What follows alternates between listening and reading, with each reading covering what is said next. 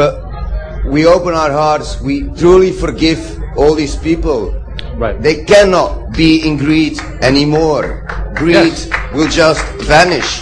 Right. Because if I love you, you cannot be greedy of me. You don't have to take anything from me anymore. Right, which is the ultimate state of having a system where things are just available. Because if you have things available, I'm just going to jump to this very quickly because there's many different angles here, but if you have, so you can walk into a grocery store and get the food that you need, and you don't have to pay anything for it. So what does that mean? It means that why would someone run in there and start stealing tomatoes?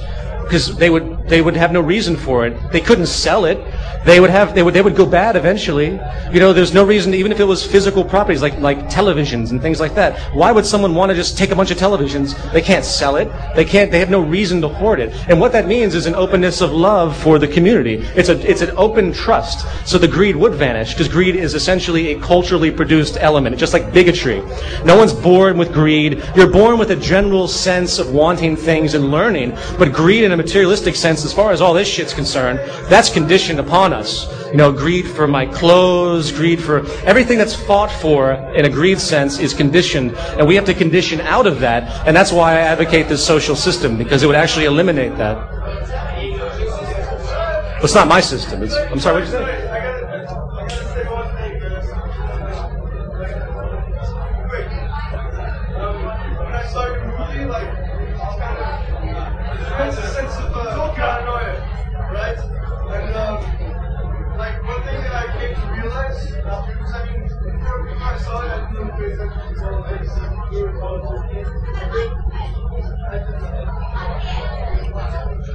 I'll explain the question to those who can't hear it.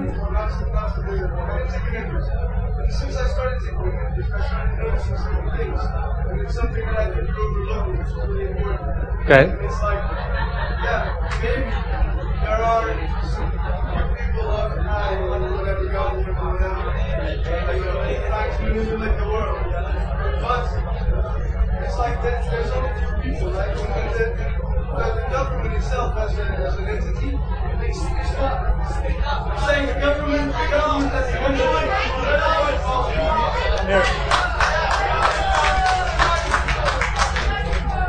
Thank you. Hey. So basically, all right. So that you're saying there's like all these people up high in power trying to, you know, destroy the system, or the system that was established. Actually, wait. Okay. Basically, the government is an entity, right? Yes. But it's an entity full of people. It comprises people, right? And these people do jobs, right? And so, I mean, maybe there are a few people up high that are like trying to do bad, but you're forgetting that there's many more people in within these entities that aren't bad, and they do fight these things. Like it's not all black and white, you know. It's not just like, I agree. Yeah, there's these bad people and that's all there is. There's also good people, man. You know, like, of course. Well, that's the thing. That's what I'm saying. First of all, there's no such thing as a bad person as far as I'm concerned. And maybe you misunderstood or I miscommunicated poorly. You know what I mean, though? Like, it's not... I know exactly what you mean. No, I think it's... no, the people... First of all, if you took out everybody at the top, you took them out, there would be someone stepping in to take their place very quickly because of what the environment sets up. But there are plenty of other people. It's the environment that dictates this. There are plenty of other people that don't have that type of experience and therefore don't have that type of excessive greed, obsessive need for power and control. But it is an environmental condition. What I mean by this, and very specifically the effect that there's no bad people, and it's just a big, huge, massive threshold of different forms of aberrant behavior based on the social structure.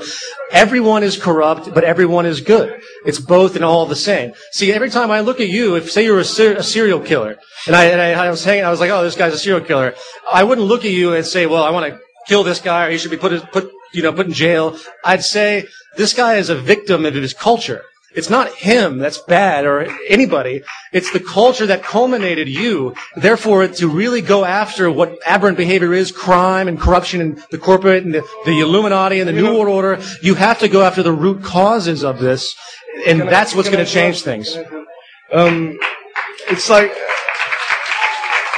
I just think that, I mean, That's all good what you just said. It's all fair and good. There are no bad people. But I mean, when I say bad people, I mean bad people with bad intentions.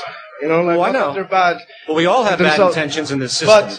But it's like, no, look, I'll give you an example and then I'll go and I'll let you guys. Sorry. There was a big case with Guantanamo Bay. I don't know if you read about this. There was an internal FBI there was like an internal battle between the FBI and the Justice Department. And there were like about 4,000 complaints from Guantanamo Bay prisoners that they'd been tortured and all that stuff. Sure. And I mean, within the FBI, a group of people started to investigate this. And then they got shut down by the Justice Department. Of course. But it was released, and like, man, you can find it online. Just go look. It's like a 400-page document detailing all this investigation that went on, and it was like a big thing because it was an internal battle within this entity of government. That, sure. You know, you.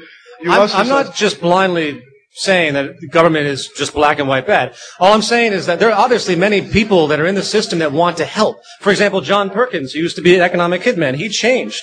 He decided to come forward. That's what I'm saying. I agree with you. Okay.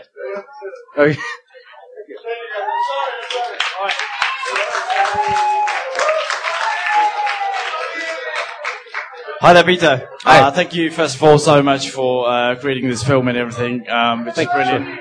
It gives a good message, but what I find, there's some interesting bits in there which I think I have to really disagree with, and I'm sure you can respect that. First of all, you start your film with Krishnamurti, who is a Hindu philosopher, but whereas in the film itself, halfway through I saw that you were saying that all religions, including Hinduism, Christianity, Islam, is all barriers to progression.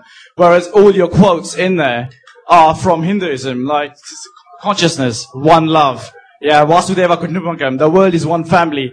The roots which people get are from these ancient Aboriginal religions and Native American cultures, and you know, what your film is trying to portray. At the same time, it's so sensationalism. What I find is you've got to gather all the good bits which people want to hear about. You know, we know there's all shit going on. We know all the crap is going on at the moment. And all what we talk about in the paranoia this guy talks about, you know, with the system. Right. Fair enough. But I don't think you've done enough research. I think it shows a bit of a smugness from your behalf that you're just kind of bunged in just to show that you're secular with your views on all religions. I do believe there's goodness in all religions, in all ways of life. What your points you discuss about one love, consciousness, Carl Sagan stuff, that comes from the Vedic scriptures. It comes from Hinduism, it comes from Buddhism, it comes from Christianity, exactly. It comes from the Islamic tradition in certain parts. That's why I discuss this. As I say in the film, what is the failure of religion is the separatism. It's to think that one's better than the other. So what I do in this film, it's not secular per se. Krishnamurti is not secular, he's not religious. He's a philosopher. In the first films, like I won, I have a Buddhist leader speaking at the very beginning. I am actually very religious in a general sense, to the extent that I know the things I don't know. I don't believe in a creator because there's no evidence for that. I use my mind and I relate to nature. True religion is relation to nature. So I'm not trying to dismiss anything. What I'm trying to do is say that there's a lot of great things and there's a lot of very bad things. And the main point is that it's divisionary. As long as we have these established structures, fair enough. Nothing's going to help. Division is created by political ideologies, not religions. There's a difference between political ideology and religion. If you read, it depends how you choose to interpret the text. Okay, fair enough. But you're quite right. Religion is the most destructive thing that has happened. Okay. It's a method of control, just like money. That's a very valid point. Okay, fair enough. Thanks, mate. Right, you're right.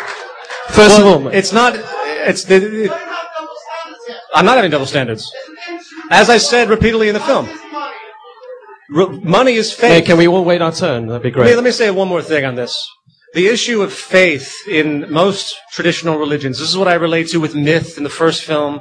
It's these notions of faith, and what this means is that, and this is the same for money, is that people just accept what they've been told, and they feel that they are against God if they choose to question it. And I think this is a very bad disposition. That's all.